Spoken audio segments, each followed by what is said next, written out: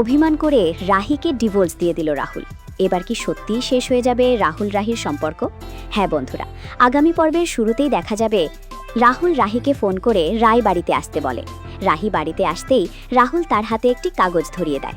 রাহুল বলে, রাহি, এই নাও divorce paper, এখানে সাইন করে দিলেই তুমি এই সম্পর্ক থেকে মুক্ত হয়ে যাবে। রাহি অবাক হয়ে বলে, রাহুল, তুমি এসব কি বলছো?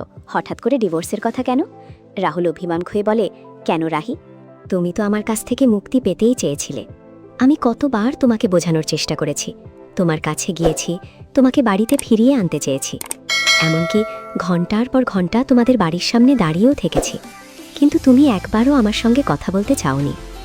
রাহি বলে, রাহুল, তুমি আমাকে ভুল বুঝছো, আমি কখনোই তোমার কাছ থেকে মুক্তি চাইনি। রাহুল বলে, কিন্তু রাহি, তোমার আচরণ তো সেটাই বলেছে, তাই এবার আমারও সিদ্ধান্ত হয়ে গেছে। তুমি যদি আমার জীবন থেকে চলে যেতেই চাও, তাহলে চিরদিনের জন্য চলে যাও। রাহি কিছুক্ষণ চুপ থেকে বলে, রাহুল, তুমি এসব জিয়ার কথা শুনে করছো, তাই না?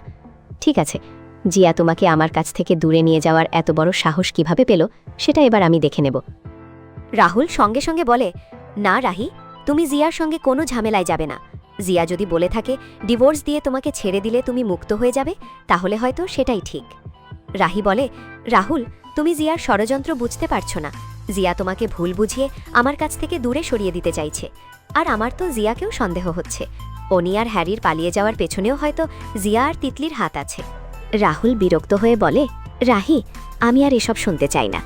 আমি অনেক কিছু সহ্য করেছি, এবার আমি শুধু একটা সিদ্ধান্ত নিয়েছি, আর সেটা হলো আমাদের ডিভোর্স। রাহি দীর্ঘশ্বাস ফেলে বলে, ঠিক আছে রাহুল, ডিভোর্স দেওয়ায় যদি তোমার শেষ সিদ্ধান্ত হয়, তাহলে আমি তোমাকে আর বাধা দেব না।